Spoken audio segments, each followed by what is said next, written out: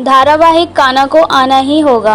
भाग 6 के पार्ट 2 में आपने देखा स्वामी अपने बच्चों के साथ बगीचे में बैठकर मकान बनवाने के विषय में बात कर रहा है। तभी तेज आंधी आ जाती है और स्वामी बच्चों के साथ कमरे में आ जाता है। इसी समय स्वामी के पास उसके डॉक्टर दोस्त का फ़ोन आ जाता है।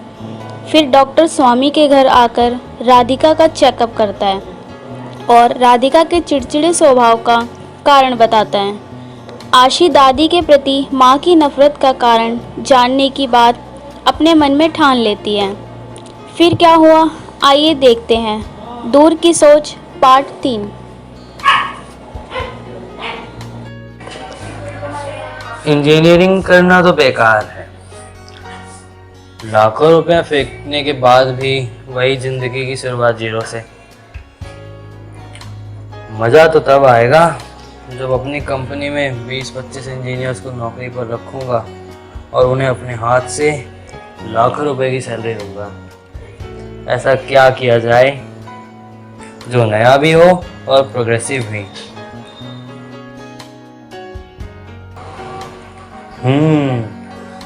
गांव की ज़मीन भी सरकार ने ले ली। सारी नहीं ली होगी, कुछ तो बची होगी। पापा से पूछूंगा गांव की सारी ज़मीन चली गई या कुछ बची भी है। अगर बची है तो उसमें आयुर्वेदिक जड़ी बूटी की खेती की जा सकती है। अभी पूछता हूँ जाकर पापा जी से। ये काम प्रोग्रेसिव भी है।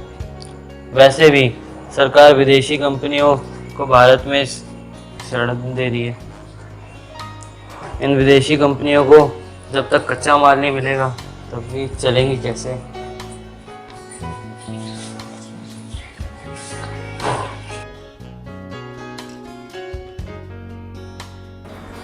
गोविंद जय पापा जी, पापा जी।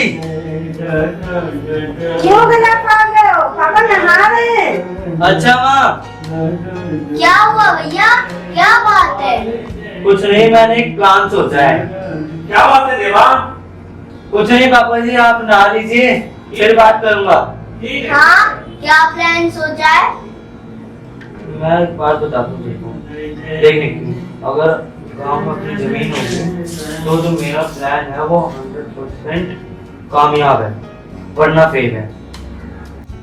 गांव की जमीन तो सरकार ने ले ली भैया। अगर जमीन होती तो करते क्या? गेहूं की खेती। यही तो, आम किसान गेहूं, चना, चावल, फिर सब्जी की खेती तभी सीमित रह जाता है। लेकिन हमारा एक किसान वो भी है जो इन सबसे हटकर अलग काम करता है। वो कौन है? अच्छा, वो कौन सी खेती है भैया? वो जड़ी बूटियों की खेती है। हाँ यार, सोचा तो ठीक है। ये बड़े बड़े जो लोग होते हैं, ढोंगी बाबा होते हैं, वो सब यही काम तो करते हैं। तभी तो ये किसी से कुछ दान दक्षिणा नहीं लेते हैं और हजारों परिवारों को पालते हैं। मैं तो सोचता हूँ इंजीनियर बनने से क्या फायदा। मजा तो तब आएगा जब अपनी कंपनी में जो हमारे काम वाले वर्कर्स होंगे उनको हम अपने हाथ से उनको सैलरी देंगे। बात तो बड़ी दूर की सोची है भैया। गोविंद जय जय गोपाल जय।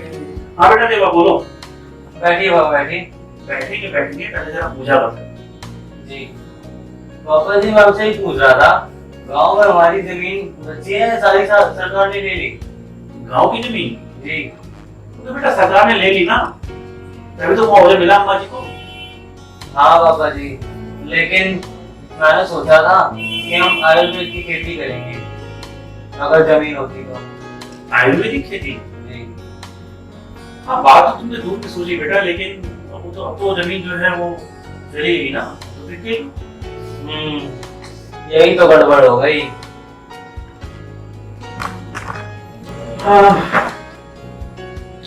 जब हरी थे तब हम नहीं, अब हमें तो हरी नहीं। क्या पापा जी, मैं समझा नहीं। यही, जब खेती का जमीन थी तब खेती की बात सोची नहीं, अब खेती की बात सोच रहे तो जमीन ही नहीं है। चलो मैं तेरा कन्हैया जी से हाय हेलो कर दूँ। ओके पापा जी। भैया हाँ क्या है? भैया मेरी समझ में ये नहीं आ रही, ये लोग इस फोन से लाखों रुपया कैसे कमा लेते हैं। देखिए बहुत सी ऐसी एप्लीकेशंस हैं जिनको चलाने से पैसा मिलता है। एप्लीकेशन निक्की का फोन दिखा यार। निक्की क्यों ना व्हाट्सएप या फेसबुक जैसी एप्लीकेशन तैयार की जाए? क्या भैया? निक्की हमने सोच लिया है कि हमें इंजीनियर नहीं बनना, हमें अपनी खुद की कंपनी स्टार्ट करनी। लेकिन भैया कंपनी खोलने के लिए तो बहुत पैसा चाहिए। नहीं यार, जो साधन अपने पास है उसी से कर लेंगे अपना बिजनेस स्टार्ट, ठीक है? क्या मतलब? मतलब ये कि कम पूंजी में कम या एक प्रकार से जीरो पूंजी से स्टार्ट करेंगे अपनी कंपनी को। भैया एक बात बोलूं? हाँ बोल। मैंने भी एक काम सोचा है। किस चीज का? गोबर का बिजनेस। गोबर का बिजनेस? क्या हम गोबर का बिजनेस करेंगे? जब पक्षी इन पेड़ों के फल को खा लेती है और फिर उसके बाद फीड करती है तो वो कहीं पे भी उग जाते हैं। तो इसका मतलब ये होता है कि इन पेड़ों के बीजों को जब फर्टिलाइजर मिलता है तब ये जल्दी उग जाते हैं। हाँ अगर हम गोबर के बीच में बीज रख दें तो जल्दी उग जाएगा। यही तो मैं सोच रहा था। हाँ यार, काम तो बढ़िया है, लेकिन इसके लिए मैन पावर और बड़ी जगह चाहिए होगी। चलो इसके बारे में पापा से बात करते हैं। ठीक है। हिंदुस्तानी होने पर फख्र है, फिर इसी मिट्टी में पैदा होना चाहिए। पापा जी, हाँ बेटा बोलो। मुझे आपसे कोई बात करनी थी। हाँ पापा जी, मैं आपको ये कह रहा हूँ कि मैं इंजीनियरिंग नहीं करूँगा, मैं अपना खुद का बिजनेस स्टार्ट करूँगा। और बेटा लेकिन बिजनेस क्या स्टार्ट करोगे? कुछ प्रोडक्ट सोचा है? हाँ, निक्की ने मेरे को एक आइडिया दिया था, उनको बताया था कि फर्टिलाइज सीड्स का हम बिजनेस कर सकते हैं। Fertiliser seeds? हम समझे नहीं। जैसे पापा देखो, जो बड़े बड़े पेड़ होते हैं बरगद और पीपल के, इनको हम बीज से उगाए तो ये उगते नहीं है, लेकिन अगर वही पेड़ के जो फल है वो अगर पक्षी खा लें और वेट कर दें तो तुरंत कहीं पर भी उग जाते हैं। हाँ ये बात तो है। तभी जो है ये बरगद के और ये पीपल के पेड़ नहीं कि कहीं भी उगाते हैं ना, दीवारों पे भी उगाते हैं, बड़ी बड़ी दीवारों पे उगाते हैं। और इसमें हमारी बहुत कम पूंजी भी लगेगी। हाँ, लेकिन हमारे को मैन पावर चाहिए और हमें गोबर और कुछ बीज चाहिए और ज्यादा जगह की जरूरत नहीं होगी।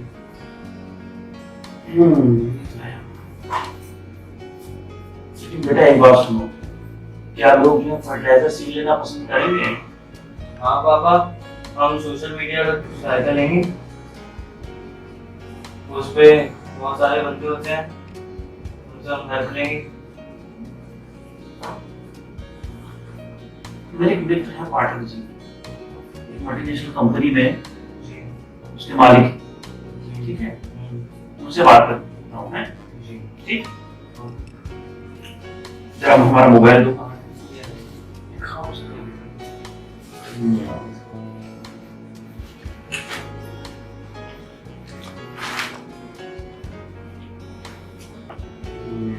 पाठक जी, पाठक जी, पाठक जी, पी से पाठक जी, पाठक जी, पाठक जी।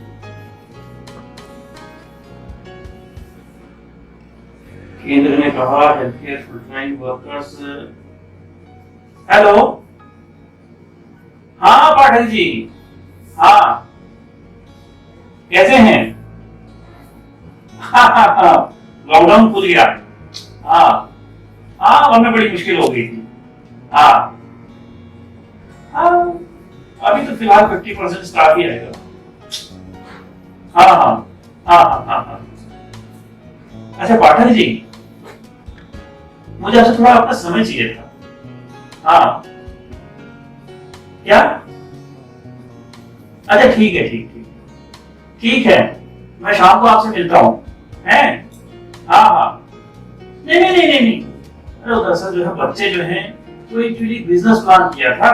हाँ, तो उसी बारे में थोड़ी चर्चा करनी थी। हाँ,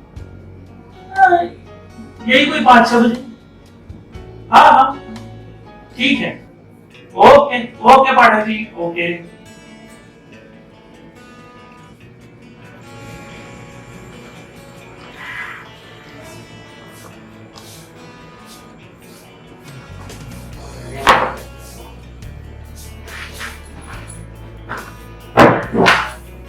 हो गई पापा जी बाहर तो। पापा जी, कैसी रही मीटिंग पाठक अंकल के साथ? बेटा मीटिंग तो पूरी हफ्ते की बात है। क्या मतलब पापा जी? यानी मीटिंग फ्लॉप हो गई। पाठक जी तो बड़ी उड़ाने भर रहे थे। इतने लाख एडवर्टीजमेंट में लगेंगे, इतने लाख की जमीन होगी वगैरह। पाठक जी के हिसाब से ना कोई भी छोटा बिजनेस करना हो सीधे 1 करोड़ लगा दो, अपना बजट भी गोबर का बिजनेस करना है। उससे भी ज्यादा। और उनने मेरे को तो ऐसा लगता है उनने ना कोई छोटा बिजनेस किया ही नहीं है। अगर जो बाहर सब्जी लगा रहा है वो भी तो बिजनेस ही कर रहा है। रोज कबाड़ी वाले निकलते हैं, वो भी तो बिजनेस ही कर रहे हैं। हाँ, भाई फर्क इतना ही तो है कि जो छोटा बिजनेस कर रहा है वो छोटी पूंजी लगा रहा है, छोटा लाभ कमा रहा है ना। और पार्टनर जी जो है वो बड़े बिजनेस कर रहे हैं तो पार्टनर जी बड़ा लाभ कमा रहे हैं। क्योंकि आशी और मम्मी कहाँ है? आशी तो अभी तक लौटी नहीं बर्थडे पार्टी से, और मम्मी पड़ोसन आंटी के यहाँ गई है। वो सुबह से नहीं लौटी, सुबह की गई हुई है वो बर्थडे पार्टी में। अरे आदमी भूल ही नहीं, वजह ही क्या है, साथ ही तो वजह है। बेटा निकी मेरा पानी देगा। भाई मेरे लिए भी ला दियो, क्या कर रही है? अभी लाता हूँ। पापा जी हमें लग रहा है कुछ और ही सोचना पड़ेगा। ये बिजनेस तो आसान लग ही नहीं रहा है। हाँ, गर्मी को बात है, दिन भर वही गोबर। पाठक जी ये लो। हाँ,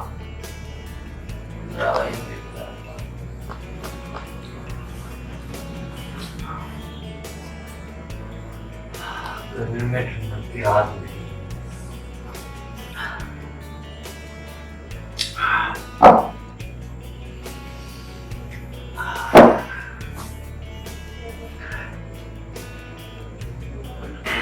पापा हमें नहाना भी पड़ेगा, बाहर से आए ना हम तो।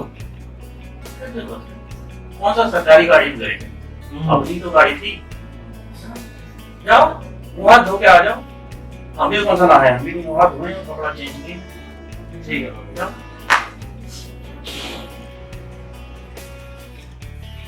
आ गए सब? हाँ, और कैसी रही मीटिंग? बस सो ही रही। इसका मतलब फ्लॉप रही। फ्लॉप तो नहीं कह सकते हैं, बहुत कुछ सीखने को मिला है कंपनी लॉन्चिंग के बारे में। आप अपनी बताइए, आप कहाँ हुआ ही? अरे मैं तो वही मिश्राइन के यहाँ गई थी, मैंने बुलाया था।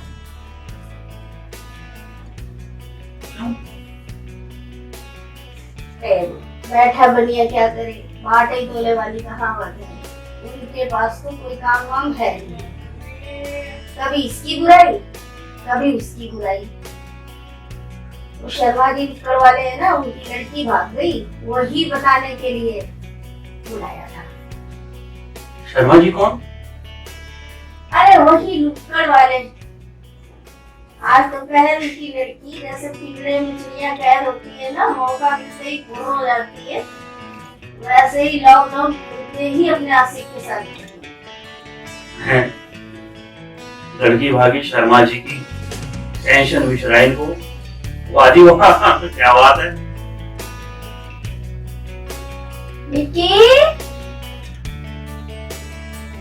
निक्की, तुम्हारी दुनिया। जरा एक गिलास पानी तो ले आ।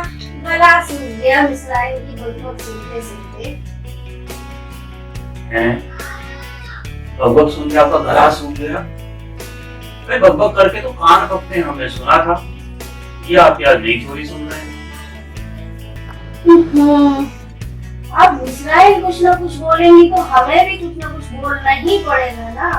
गला तो सूखेगा ही। ओहो, तो आप मिश्राइन के सुर में सुर मिला रही थी, तभी हम कहें कि आपका गला कैसे सूखा। मिले सुर मेरा तुम्हारा, मिले सुर मेरा तुम्हारा। सादा ये है ना, ठंडा रहता ना। आप ही कल कह रही थी ठंडा पानी मत पियो, कोरोना चल रहा है। आज से लॉकडाउन खत्म हो गया ना, ठंडा ले आओ।